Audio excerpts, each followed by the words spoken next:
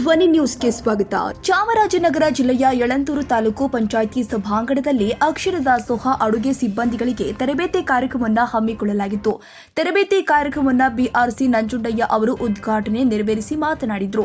ನಂತರ ಅಕ್ಷರ ದಾಸೋಹ ಶಿಕ್ಷಣ ಅಧಿಕಾರಿಯಾದ ರೇವಣ್ಣ ಅವರು ಮಾತನಾಡಿ, ಸಿಬ್ಬಂದಿಗಳು ಸ್ವಚ್ಛತೆ ಹಾಗೂ ಮಕ್ಕಳ ಸುರಕ್ಷತೆ ಬಗ್ಗೆ ಹೆಚ್ಚಿನ ಗಮನ ಹರಿಸಿ ಎಂದಿದ್ದಾರೆ. ಇನ್ನು ಕಾರ್ಯಕ್ರಮದಲ್ಲಿ ಸಿಆರ್ಪಿ ರೇಚಣ್ಣ, ಅಕ್ಷರ ದಾಸೋಹ ನೌಕರ ಸಂಘದ ಅಧ್ಯಕ್ಷರು ಆದ ರಾಜಮ್ಮ, ಆರೋಗ್ಯ ಇಲಾಖೆ ಸೋಮಣ್ಣ, ಸಂಪಿಗಯ್ಯ, ಸಂಪನ್ಮೂಲ ವ್ಯಕ್ತಿ ಸತೀಶ್, ನಂದಕುಮಾರ್, ಹೇಮಂತ್, ಕೆಂಪರಾಜು ಹಾಗೂ ಅಡುಗೆ ಸಿಬ್ಬಂದಿಗಳು ಹಾಜರಿದ್ದರು. ಪುನೀತ್ ಹೊನ್ನೂರು. ಎಲ್ಲರೂ ಮೊಟ್ಟೆಯನ್ನ ತಿನ್ನಬಹುದು. ನಿಮ್ಮ ಅಪ್ಪ ಅಮ್ಮನ ಒಪ್ಪಿಗೆಯನ್ನ ಕೇಳಿ ಮೊಟ್ಟೆ ತಿನ್ನು ಅಂದ್ರೆ ನೀವು ಮೊಟ್ಟೆನ ತಿನ್ಬಹುದು, ಅದರಲ್ಲಿ ಏನೋ ತೊಂದರೆ ಇಲ್ಲ ಅಂತಕ್ಕಂಥ ಮಾಹಿತಿಯನ್ನ ಕೊಟ್ರೆ ಮಕ್ಕಳು ಹೆಚ್ಚೆಚ್ಚು ಮೊಟ್ಟೆಯನ್ನ ತಿನ್ನುವಂತ ಕೆಲಸ ಆಗುತ್ತೆ. ಆಯ್ತಾ? ಮೊಟ್ಟೆಯನ್ನ ನೀರಾಗಿ ಬೇಯಿಸ್ಬೇಕು. ಕೆಲವು ಮೊಟ್ಟೆಗಳು ಒಡೆದೋಗುತ್ತೆ ಅಲ್ವಾ? ಮೊಟ್ಟೆಗಳು ಒಡೆಯದಾಗಿ ಏನಾಗ್ಬೋದು ಅಂತ ಹೇಳ್ತಾರೆ, ಈರುಳ್ಳಿ ಸಿಪ್ಪೆ ಹಾಕಿದ ಮೊಟ್ಟೆಗಳು ಒಡೆಯಲ್ಲ. ಮತ್ತೆ ಉಪ್ಪು ಹಾಕ್ತಾರೆ, ಈರುಳ್ಳಿ ಸಿಪ್ಪೆ ಹಾಕ್ತಾರೆ, ಕೆಲವು ಸ್ವಲ್ಪ ಅರಿಶಿನೂ ಹಾಕ್ತಾರೆ ಅಲ್ವಾ? ಅರಿಶಿನ ಹಾಕ್ತಾರೆ. ಈ ಮೂರನ್ನು ಹಾಕಿ ಮೊಟ್ಟೆನ ಬೇಯಿಸಿದ್ರೆ ಮೊಟ್ಟೆಗಳು ಒಡೆಯಲ್ಲ ಅಂತ ಅಲ್ವಾ? ಮೊಟ್ಟೆನ ಬೇಯಿಸ್ಕೊಡ್ತೀವಿ, ಸಮಸ್ಯೆ ಇಲ್ಲ. ಮುಂದಿನ ದಿನಗಳಲ್ಲಿ ಸರ್ಕಾರದ ಅಲ್ವಾ? ಇದಿಷ್ಟು ಅಂಶಗಳು ಆಯ್ತಾ? ಮೊಟ್ಟೆ ಬೇಯಿಸ್ತಕ್ಕಂಥದ್ದು ಅಚ್ಚುಕಟ್ಟಾಗಿ ಬೇಯಿಸ್ಬೇಕು. ಎಷ್ಟು ನಿಮಿಷ ಬೇಯಿಸ್ಬೇಕು ಕನಿಷ್ಠ?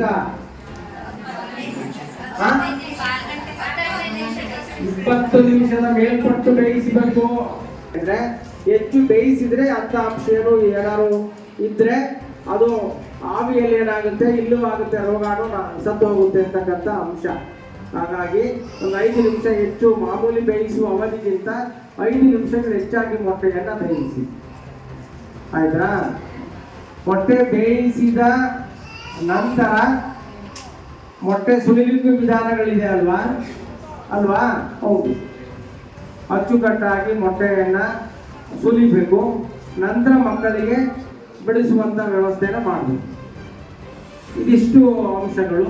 ಜೊತೆಗೆ ಏನಪ್ಪಾ ಅಂದ್ರೆ ವರ್ಷಕ್ಕೊಮ್ಮೆ ನಿಮ್ಮ ಆರೋಗ್ಯ ತಪಾಸಣೆಯನ್ನ ನಡೆಸಿ ನೀವು ಒಂದು ಸಭಾಂಗಣದಲ್ಲಿ ಯಳಂದೂರು ತಾಲೂಕಿನ ಎಲ್ಲ ಮುಖ್ಯ ಅಡುಗೆ ಸಿಬ್ಬಂದಿಗಳು, ಸಹಾಯಕ ಸಿಬ್ಬಂದಿಗಳು ಇವರಿಗೆ ಒಂದು ದಿನದ ತರಬೇತಿ ಕಾರ್ಯಕ್ರಮವನ್ನು ನಮ್ಮಲ್ಲಿ ಹಮ್ಮಿಕೊಳ್ಳಲಾಗಿದೆ. ಈ ಕಾರ್ಯಕ್ರಮದಲ್ಲಿರ್ತಕ್ಕ ಕ್ಷೇತ್ರ ಶಿಕ್ಷಣಾಧಿಕಾರಿಗಳಾದಂತಹ ರೇವಣ್ಣ ಸರ್ ಅವರೇ, ನಿರ್ದೇಶಕರಾದಂತಹ ಸ್ನೇಹಿತರಾದಂತಹ ಶ್ರೀನಿವಾಸ್ ಸರ್ ಅವರೇ, ಹಾಗೂ ಸಹಾಯಕ ಮತ್ತು ಮುಖ್ಯ ಅಡುಗೆ ಸಿಬ್ಬಂದಿಯ ಒಂದು ಮುಖ್ಯಸ್ಥರಾದಂತಹ ಅಧ್ಯಕ್ಷರಾದಂತಹ ಸುಂದರಮ್ಮ ಅವರೇ, ರೈಚನ ಸರ್ ಅವರೇ, ಸತೀಶ್ ಸರ್ ಅವರೇ, ಹಾಗೂ ಆರೋಗ್ಯ ಇಲಾಖೆಯಿಂದ ಬಂದಿರತಕ್ಕಂಥ ಅಡುಗೆ ಸಿಬ್ಬಂದಿಯ ಸಹೋದರಿಯ ಮತ್ತು ಪ್ರೀತಿಯ ನನ್ನ ಮಾಧ್ಯಮ ಮಿತ್ರರು, ಪ್ರತಿ ವರ್ಷದಂತೆ ನಾವು ಎಲ್ಲ ಕಾರ್ಯಕ್ರಮಗಳನ್ನು ಅಚ್ಚುಕಟ್ಟಾಗಿ ಮಾಡಲಿಕ್ಕೆ ನಾವು ನಮ್ಮದೇ ಆದ ಒಂದು ಪ್ಲಾನ್ ಅಲ್ಲಿ ಇಟ್ಕೊಳ್ತೀವಿ. ಆ ಪ್ಲಾನ್ನ ಇಟ್ಕೊಂಡಾಗ ನಮ್ಮ ಏನು ಅನ್ಕೊಂಡಿರ್ತೀವಿ ಆ ಕೆಲಸಗಳನ್ನ ಅಚ್ಚುಕಟ್ಟಾಗಿ, ಸೊಗಸಾಗಿ, ಪರಿಣಾಮಕಾರಿಯಾಗಿ ಮಾಡಲಿಕ್ಕೆ ಸಾಧ್ಯ ಆಗ್ತದೆ.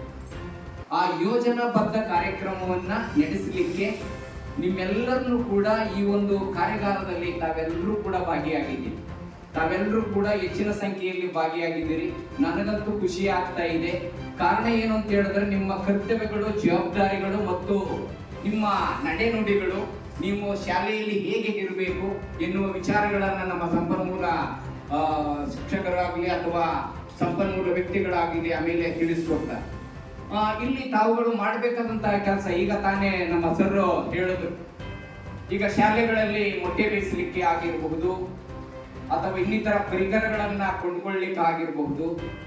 ನಾವು ಸರ್ರು ಮತ್ತೆ ನಮ್ಮ JDP ಸರ್ ಅವರು, DDP ಸರ್ ಅವರು ಎಲ್ಲರೂ ಒಂದು ಜಿಲ್ಲಾ ಮಟ್ಟದ ಒಂದು ಪರಿಶೀಲನಾ ಸಭೆಯಲ್ಲಿ ಪಾಲ್ಗೊಂಡಿದ್ರು. ಅದರಲ್ಲಿ ವಿವಿಧ ಎಲ್ಲ ತಾಲೂಕುಗಳಿಂದಲೂ ಕೂಡ ತಮ್ಮದೇ ಆದ ಒಂದು ವಿಚಾರಗಳನ್ನ ಮಂಡನೆಯನ್ನ ಮಾಡಲಿಕ್ಕೆ ಅವಕಾಶ ದೊರೆಯಿತು. ಅದರಲ್ಲಿ ನಾನು ಕೂಡ ನನ್ನ ತಾಲೂಕಿನ ಒಂದು ವಿಚಾರಗಳ ಬಗ್ಗೆ ನಾನು ರೇವಣ್ಣ ಸರ್ ಅವರು ಕೂಡ ಇದ್ರು, ಅಲ್ಲಿ ನಾನು ಪ್ರೆಸೆಂಟ್ ಅನ್ನ ಮಾಡಿದೆ. ಬೇರೆ ತಾಲೂಕುಗಳಲ್ಲಿ ಅಲ್ಲೇ ಕೂಡ ಬಿಸಿ ಊಟವನ್ನ ತಯಾರು ಮಾಡ್ತಕ್ಕಂಥ ಕೆಲಸಗಳಾಗ್ತಾ ಇದೆ ಸರ್. ಆದ್ರೆ ನಮ್ಮ ಒಂದು ಯಳಂದೂರು ತಾಲೂಕಿನಲ್ಲಿ ಬಿಸಿ ಊಟವನ್ನ ನಮ್ಮ ಕೇಂದ್ರೀಯ JSS ಸಂಸ್ಥೆಯಿಂದ ಒದಗಿಸ್ಕೊಡ್ತಾ ಇದ್ದಾರೆ. ಹಾಗಾಗಿ ಮೊಟ್ಟೆ ಬೇಯಿಸಲಿಕ್ಕೆ ಇನ್ನಿತರ ಪರಿಕರಗಳನ್ನ ಕೊಂಡುಕೊಳ್ಳಲಿಕ್ಕೆ ಸಾಧ್ಯವಾಗ್ತಾ ಇಲ್ಲ. ಹಾಗಾಗಿ ಅನುದಾನ ಬೇಕಾಗಿದೆ. ಪ್ರತಿ ಶಾಲೆಗೆ ಮೊಟ್ಟೆ ಬೇಯಿಸಲಿಕ್ಕೆ ಪಾತ್ರೆ ಪರಿಕರಗಳು, ಸ್ಟವ್ ಮತ್ತೆ ಸಿಲಿಂಡರ್ ಮತ್ತೆ ಹೀಗೆ ತಾನೇ ಹೇಳಿದ್ರೆ ಏಪ್ರಾನ್ಗಳನ್ನ ಕೊಂಡುಕೊಳ್ಳಲಿಕ್ಕೆ ಇಂಥವುಗಳಿಗೆ ಅನುದಾನದ ಕೊರತೆ ಇದೆ. ಹಾಗಾಗಿ ಅನುದಾನವನ್ನ ನಮ್ಮ ತಾಲೂಕಿಗೆ ಒದಗಿಸಿಕೊಟ್ಟದೇ ಆದ್ರೆ ನಾವು ಕೂಡ ಯಶಸ್ವಿಯಾಗಿ ನಮ್ಮ ತಾಲೂಕಿನಲ್ಲಿ ಮಾಡ್ತೀವಿ ಅಂತ ಹೇಳಿದ ಸಂದರ್ಭದಲ್ಲಿ ಅದು ರೇವಣ್ಣ ಸರ್ ಅವ್ರ ಗಮನಕ್ಕೂ ಹೋಯ್ತು. JDP ಸರ್ ಅವರು ಕೂಡ ಒಪ್ಕೊಂಡ್ರು. ಹೌದು, ಅದನ್ನ ನೀವು ಪತ್ರವನ್ನ ಬರೀರಿ, ಅದಕ್ಕೆ ಬಂದಂತಹ ಅನುದಾನಗಳನ್ನ ಕೊಡಿ ಅಂತ ಹೇಳಿದ್ರು. ಆ ನಿಟ್ಟಿನಲ್ಲಿ ನಮ್ಮ ಸ್ನೇಹಿತರು ರೇವಣ್ಣ ಸರ್ ಅವರು ಪತ್ರವನ್ನ ಬರೆದಿದ್ದಾರೆ. ಎಷ್ಟು ಅಮೌಂಟ್ ಬೇಕು ಅಂತ ಕೇಳಿದ್ದಾರೆ. ಹಾಗಾಗಿ ಪತ್ರವನ್ನ ಬರೆದು ಮಾಡಿರ್ತಕ್ಕಂಥ ನಮ್ಮ ರೇವಣ್ಣ ಸರ್ ಅವರಿಗೆ ನಿಮ್ಮೆಲ್ಲರ ಅಭಿಮಾನದ ಚಪ್ಪಾಳೆಯನ್ನ ಅವರಿಗೆ ಬಯಸ್ತೇನೆ.